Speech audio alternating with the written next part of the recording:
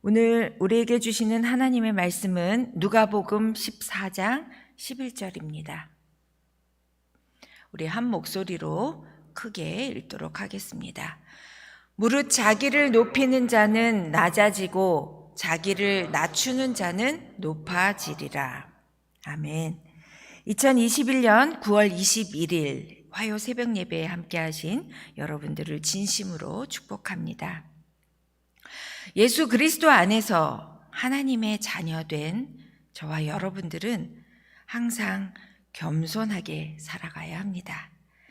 본문은 예수님께서 겸손을 통한 높아짐을 말씀하고 계십니다. 겸손함으로 인해 우리는 주 안에서 높임을 받게 된다는 말씀입니다. 무릇 자기를 높이는 자는 낮아지고 자기를 낮추는 자는 높아지리라. 여기에서 높아지리라는 말씀은 먼저 자기를 낮추는 자에게 주시는 주님의 칭찬이고 또 스스로 낮아진 자를 주님이 은혜로서 높여주시겠다고 하시는 말씀입니다. 계산적인 마음으로가 아닌 순수한 마음으로 온전히 겸손해야 할 때 겸손을 이루기 위해서 우리는 그러면 어떤 마음을 가져야 하는지 오늘 이 아침 함께 나누기를 원합니다. 첫 번째로 우리가 겸손한 마음을 갖기 위해서는 우리가 주님의 은혜에 대한 처음 감격을 기억해야 합니다. 우리가 예수님을 처음 영접했을 때 그 놀랍고 정말 감격했던 그 순간을 우리는 늘 기억을 해야 할 줄로 믿습니다.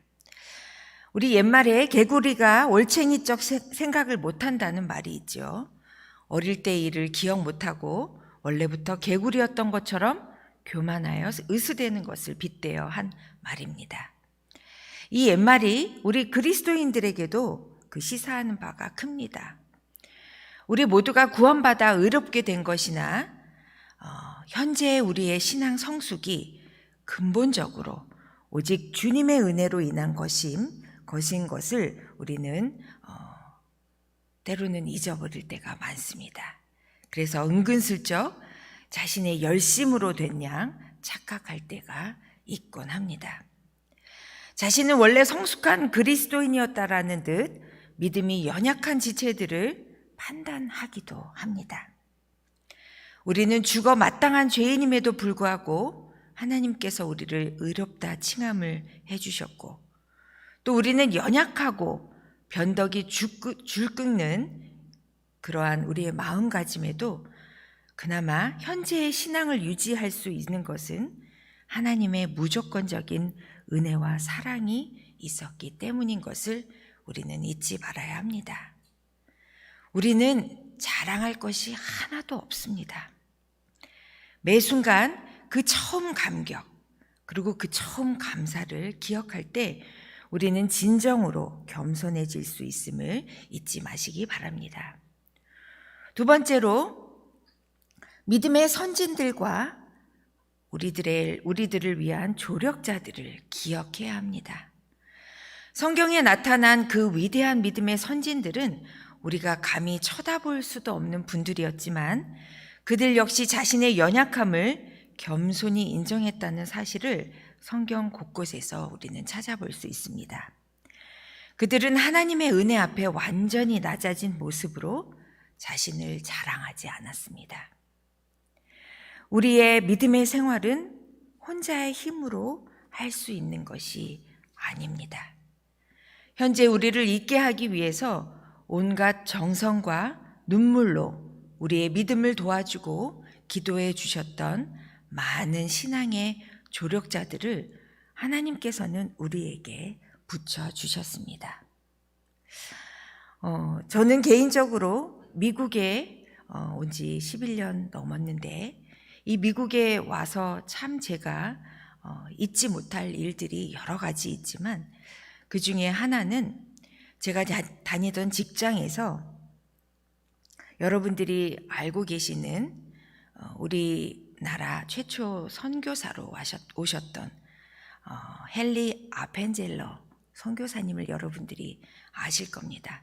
이 아펜젤러 선교사님과 언더우드 선교사님이 친구로 같이 오셨었는데, 이 아펜젤러 선교사님의 증손녀를 제 직장에서 만나게 됐습니다. 우연히 그분과 이제 제가 그분의 손을 매니큐어를 해드리는 그 과정 가운데 그분이 자기 엄마가 한국에서 어릴 때 사셨다는 얘기를 전해주면서 궁금함이 더 증폭이 되고, 그러다 보니까 이분이 이 아펜젤러 선교사님의 후손이셨습니다. 저는 그때 너무나도 놀랍고 감격적인, 그리고 제가 이 아펜젤러 선교사님에 대해서 고등학교 때, 중고등학교 때 교과서에서만 봤던 그분의 그 얼굴 사진이 떠오르면서 아주 감격했던 그 순간을 제가 가졌습니다. 그리고 그분을 저희 교회에 초대해서 그분과 그분의 남편을 모시고 그분의 그 패밀리의 이야기를 들었던 적이 있습니다. 그랬는데 그때 그 저희 교회에 참석하셨던 그 기사가 이제 온라인 신문에 실리게 되었고, 또 그 기사를 보게 된 그 메릴랜드의 베다니 연합 감리교회 박대성 목사님이라는 분이 우리 담임 목사님께 연락을 하셔서 이 아펜젤러 증손녀를 만나게 해줄 수 있겠느냐 하고 부탁을 하셨다고 합니다. 그래서 목사님께서는 저와 연결을 시켜주셨고, 또 저는 이 아펜젤러 선교사님의 후손인 이분은 쉴라라고 저는 이름을 부르는데, 이 쉴라에게 이 박대선 목사님에게 연락처를 줘도 되느냐고 여쭈었고, 또 이분은 흔쾌히 그런 과정이 있었습니다. 그런데 이분이 이 쉴라의 전화번호를 알고 연락을 취하고 싶었던 그 가장 큰 이유는, 감리교에서는 이 아펜젤러 선교사님에 대한 선교관도 한국에 크게 있고, 이 박대성 목사님이라는 분이 이 아펜젤러 선교사님의 부모님, 어머니와 아버님의 묘지를 발견하게 되셨습니다. 필라델피아의 한 집을, 그러니까 실질적으로 이 아펜젤러 선교사님의 생가를 이분이 아주 연구 끝에, 그리고 공부하시고 찾아다니시면서 이분을 기리는 마음 가운데 그 생가를 찾게 되었고, 그 생가 마당 가운데에 이 부모님의 묘비가 있는 것을 발견하게 되었고, 그래서 이 감리교 큰 재단에서 이분들을 모시고, 한국에서 목사님들을 모셔서 큰 행사를 치르게 되는 그 과정 가운데 이 쉴라를 초대하고자 했던 것입니다. 그래서 다음 달 11월 3일 날 이 감리교에서는 아주 어마어마한 그 행사가 이곳 필라델피아에서 이루어지게 되고, 그리고 아펜젤러 선교사님의 그 부모님 묘 옆에 그 생가를 기념하는 커다란 기념비를 세우는 그러한 행사를 갖게 된다고 합니다. 그래서 이 신라와 또 이 남편 좌니 초대를 받게 되고, 또 저도 그 자리에 초대를 받게 되었습니다. 저는 이 모습을 보면서 감리교 물론 창시자로 우리 한국 교회에 큰 영향을 미친 분이시기도 하지만, 이 감리교에서 지금까지 1886년도에 우리나라에 내려오신 그 선교사님을 기리고 믿음의 선조와 그리고 믿음의 조력자를 기리면서 늘 감사한 마음을 이어가는 이러한 아름다운 이 모습을 보면서, 우리 삶에 있어서, 우리의 믿음의 삶에 있어서 우리에게는 너무나도 많은 조력자들을 하나님께서 붙여주셨습니다. 그리고 그들의 희생을 통해서 지금 바로 이 자리에 우리가 이 시간을, 이 새벽을 깨울 수 있는 이 믿음을 우리가 가질 수 있는 것이 아닐까 하는 생각을 합니다. 저는 늘 쉴라를 매주 수요일마다 만나는데, 저는 그분에 대한 그 감사한 마음을 아주 잊지 않고 늘 표현하도록 노력하고 있습니다. 그분께서 그런데 이제 이분께서는 늘 아주 밝은 분이신데, 그러한 저의 그 태도와 그리고 저와 같이 일하는 최성진, 최정열 집사님 또한 같이 이분에 대한 최대한 우리가 배려와 그리고 존중을 해드리는 그러한 자세들을 보면서 이분이 이런 말씀을 저희들에게 하셨습니다. 비록 증조 할아버지가 한국 땅에서 그 젊은 나이에 선교의 사역으로 그 땅을 밟으셨지만 그 후에로서 자기에게도 그 책임감과 더욱 겸손해지는 마음이 든다. 그리고 이것을 기억해주는 자들을 바라볼 때 너무나도 하나님께 영광을 올린다는 그러한 믿음의 고백을 하신 것을 들으면서 이것은 우리가 150년 전에 그것보다도 훨씬 전에 일어났던 일이지만 계속적으로 이어지고 또 바로 이어지는 이 마음들, 감사의 이 마음들이 바로 하나님께서 원하시는 마음이 아닐까 그런 생각을 하게 되었습니다. 그럴 때 우리가 이 믿음의 조력자들을 생각할 때 우리는 겸손해질 수 있습니다. 또 마지막으로 이 겸손해질 수 있는 마음을 갖는 것에 가장 중요하다고 볼 수 있는 것은 우리가 겸손하지 못했을 때의 마음, 교만한 그 마음이 가져오는 심각한 결과를 우리는 늘 기억해야 합니다.